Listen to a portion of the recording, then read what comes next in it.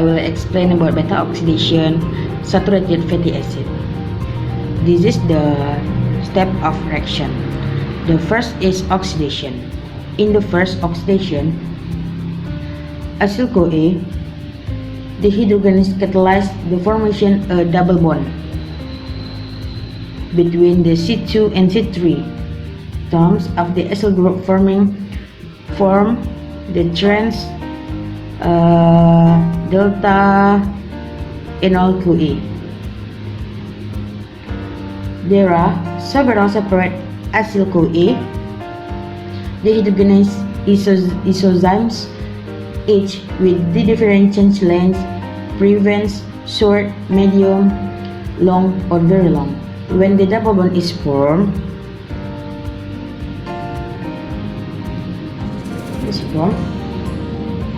electron for fatty acyl-CoA are transferred to FAD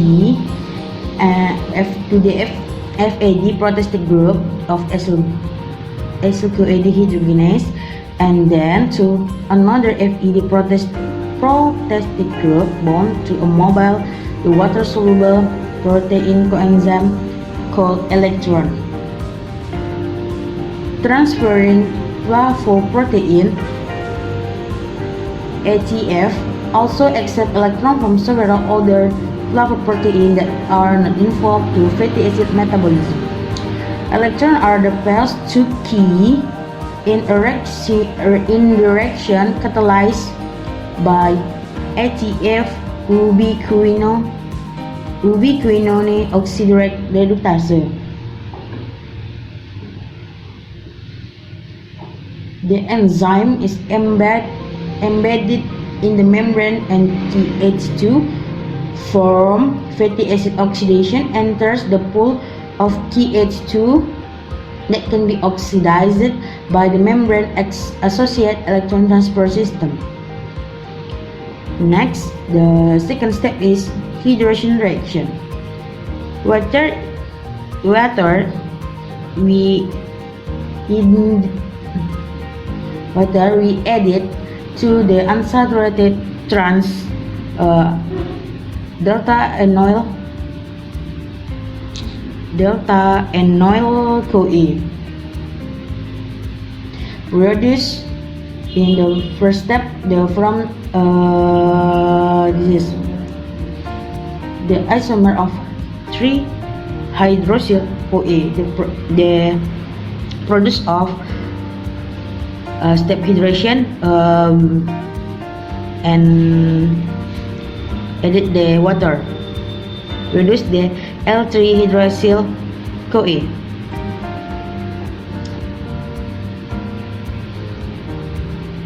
From the hydroxyl-CoA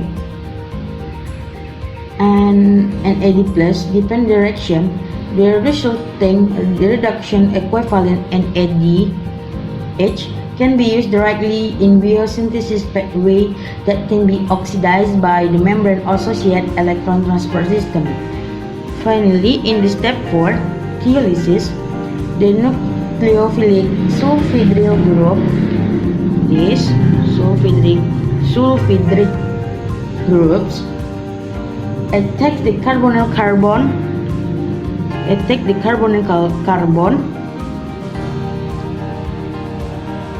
in a reaction catalyzed by 3-ketoacyl-CoA thiolase. This enzyme, also called thiolase, is related to the acetoacyl-CoA thiolase.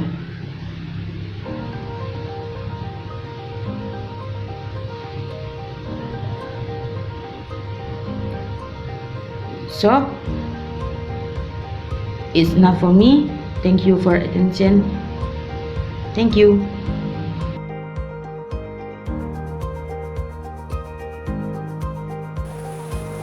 Hello everyone, so today we're gonna talk about the beta-oxidation of even chain number of unsaturated fatty acid. Before that, I'm sure all of you know that fatty acid is divided into two types. The first one is the saturated one, and the second one is the unsaturated. The saturated beta-oxidation is already talked in the previous video with my friends. Saturated fatty acid is the kind of fatty acid that doesn't contain any double bond. It only contains single bond. But as you know that our diet consists of many different types of fatty acids that do contain double bonds. The question is, how exactly can our body actually break down those fatty acids that contain one or more double bonds? We'll talk about that in this video. Before that, I want to let you know about fatty acid with double bond is actually divided into two.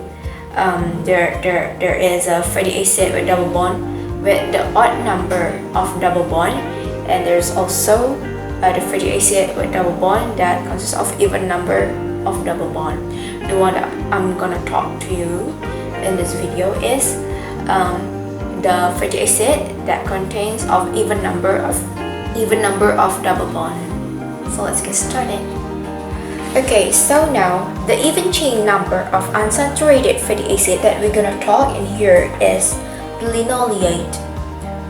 As we know that linoleate is a fatty acid that contains of two double bonds, which are placed in the C number 9 and C number 10, and also in between of C number 12 and C number 13. So here, the linoleate will be activated into cytoplasm and will be transported into the mitochondrion and will be formed of linoleal-CoA. And in here, the linoleal-CoA itself will be undergoes 3 cycles of beta-oxidation to release 3 acetyl-CoA molecules. Okay, after 3 acetyl-CoA molecules is released, then we essentially shorten this 18 carbon molecule into a 12 carbon molecule to form this cis-delta-3-aryl-CoA. As we can see in here, the cis-delta-3-aryl-CoA itself is also contain 2 double bonds, which is placed in between of C number 3 and 4, and also in between of C number 6 and number 7. And because acyl-CoA dehydrogenase can act on this molecule because of the presence of a double bond here in between of C number 3 and 4, that's why in here we need this delta-3 delta-2-aryl-CoA isomerase enzyme. This enzyme is to change the position and the configuration of this double bond, so it will be changed from cis double bond in between carbon 3 and 4 to a trans delta-2-aryl-CoA. As you can see in here, it is changed from the cis position or the cis position into the trans position. Once this trans delta-2-aryl-CoA form, this basically will complete the beta-oxidation pathway to form a cis-delta-4-aryl-CoA that now only contain 1 double bond here in between of C number 4 and 5. As we can see in here, the cis-delta-4-aryl-CoA is the substrate of the acyl-CoA dehydrogenase to form this 2,4-dienol-CoA intermediate. Once the acyl-CoA dehydrogenase acts on cis-delta-4-aryl-CoA, it will be dehydrogenase and form this 2,4-dienol-CoA intermediate.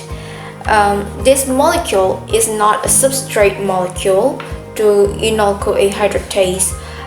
That's why we have to use an enzyme that can transform this molecule into a molecule that can ultimately be incorporated into the beta-oxidation pathway. And the enzyme is here 2,4-dienol-CoA reductase. This enzyme basically uses an ADP plus to oxidize this 2,4-dienol-CoA into this trans delta 3 enol CoA and also form this in ADPH. Okay, now as you can see here, we have this trans delta 3 enol CoA. Here we know that in this molecule, the double bond is placed in between of C number 3 and C number 4. We know that if this molecule want to go into the beta-oxidation pathway, then the double bond should be placed in between of C number 2 and C number 3. That's why here we have to change the place of double bond from in between of 3 and 4 into in between of 2 and 3. How it can be? This will be helped by an enzyme called delta 3 delta 2 enol CoA isomerase. This enzyme will change the positions of the double bond as I mentioned before. And here we go. The form of the molecule gonna be changed into like this. The double bond will be moved into the in between of C number 2 and C number 3. Okay, as you can see in this molecule, it has a double bond in between of C number 2 and C number 3, and because it has a double bond in between of C number 2 and C number 3, it can fit into the beta-oxidation pathway and can be broken down into acetyl-CoA molecules. As long as molecules can form a double bond in between of C number 2 and C number 3, then it can through the beta-oxidation pathway, it can form the acetyl-CoA. The reaction will be stopped when the molecule doesn't have the double bond in between of C number 2 and C number 3 anymore.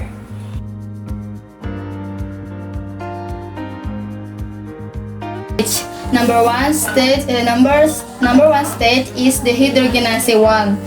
Stage 2 is hydratase, and stage 3 dehydrogenase 2, and the last stage is thiolase. Okay, we can explain the stage 1.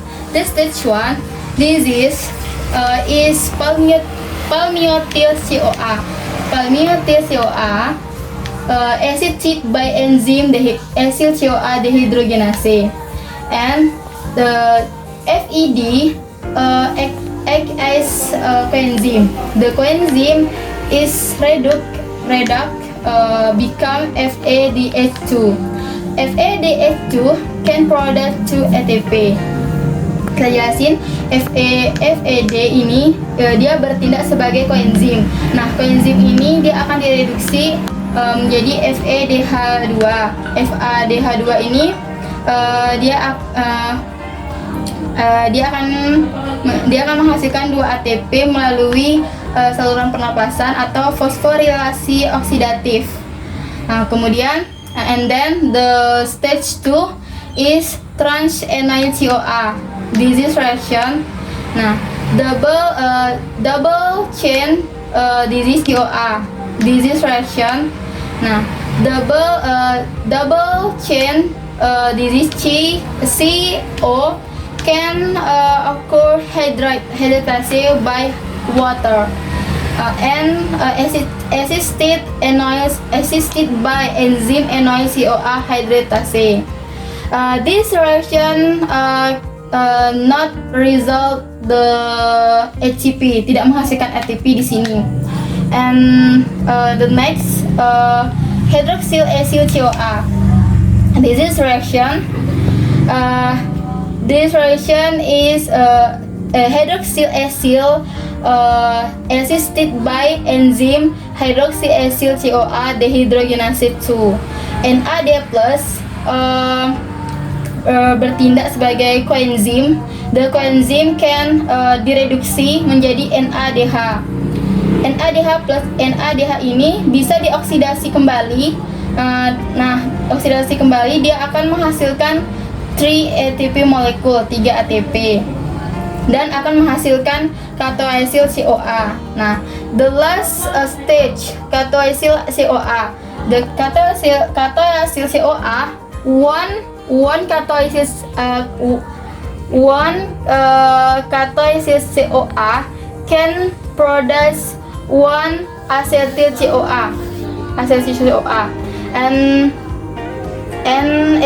the ketoacyl CoA assisted by acyl CoA acetyltransferase can produce one acetyl CoA, and the ketoacyl CoA assisted by acyl CoA acetyltransferase or thiolase, and assisted by CoASH can produce acyl CoA. This is acyl CoA or myristoyl CoA, and plus acetyl CoA.